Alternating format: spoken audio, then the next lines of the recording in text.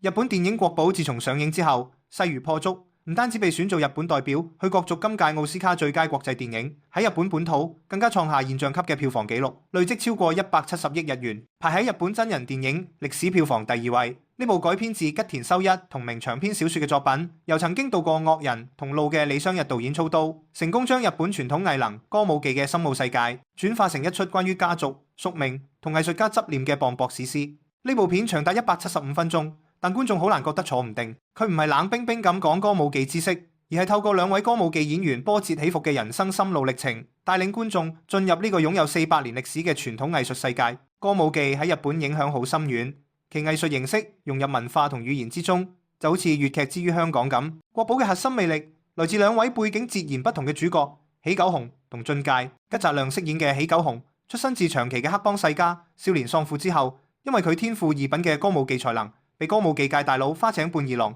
渡邊謙識收做弟子。喜久雄嘅奮鬥像指住進入傳統嘅外來者，佢渴望被睇見，並以做到極致嚟證明自己有資格企喺舞台上。佢嘅黑幫背景背上刺青，被視為原罪，而歌舞伎嘅化妝就成為佢面對世界嘅另一重皮膚，用藝術掩藏原罪並展現光芒。而橫濱流星飾演嘅俊介就係名門之後從出生就被預定繼承家業，對佢嚟講舞台係無法逃離嘅枷鎖。兩人嘅關係從互相扶持嘅師兄弟演變成對手，最終聚焦喺傳統梨園、歌舞伎界、中天賦同血統之間無法避免嘅緊張同拉扯。當半二郎決定選擇喜久雄代自己上台，更係觸發咗俊介被家族背叛嘅痛苦，導致佢逃亡流浪10年。電影深入探討咗藝術家追求藝之極致所付出嘅代價，就好似有影評將佢比作日本版《霸王別姬》。國寶着重描寫追求藝術極致點樣扭曲自己，為咗登上頂峰，喜久雄展現咗捨棄家庭、忽略女兒，甚至為咗機會不擇手段嘅一面。呢種燃燒生命成為藝術嘅信念貫穿全片。兩位主角所演嘅歌舞伎劇目選擇絕非隨便，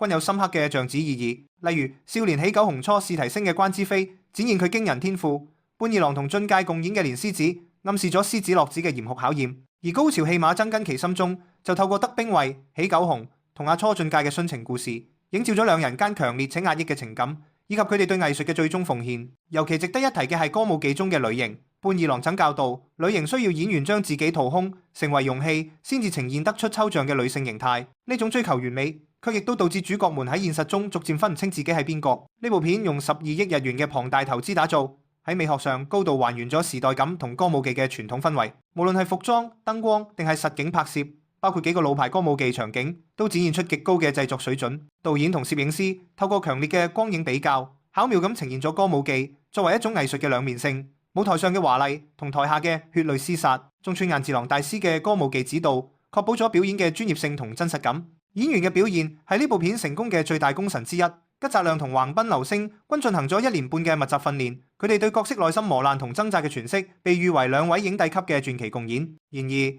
由於原著小說篇幅極長，上下兩部800頁，電影濃縮後嘅175分鐘，仍難免有瑕疵。部分影評指出，由於大量內容被刪減，導致電影中有啲劇情連接唔夠流暢，例如重要角色得次嘅刪減，以及喜久雄同女兒麗乃嘅和解鋪陳被認為過於草率。此外，電影嘅前段內容集中，後段節奏則略有放緩，使得整體節奏分布略顯唔均。儘管存在敘事上嘅小缺陷，國寶仍係一部非常出色嘅傑作。佢成功喚醒咗觀眾對表演真諦嘅敬畏，並透過歌舞伎呢一媒介展現咗日本社會半世紀以嚟嘅變遷同文化精髓。電影最終，喜久雄喺白髮蒼蒼時喺舞台上凝視住雪花同巨大嘅光芒，終於領悟咗佢哋一生追尋嘅景色。呢片景色嘅凄美，亦呼應咗日本傳統中對於消亡之美、散理制怒美學嘅哲學探討。國寶唔單止係一場視覺同藝術嘅酣宴，更係關於藝術家點樣把生命燃燒成極致嘅深刻探問。即使唔熟悉歌舞伎，佢都係一部值得所有觀眾入場細賞嘅作品。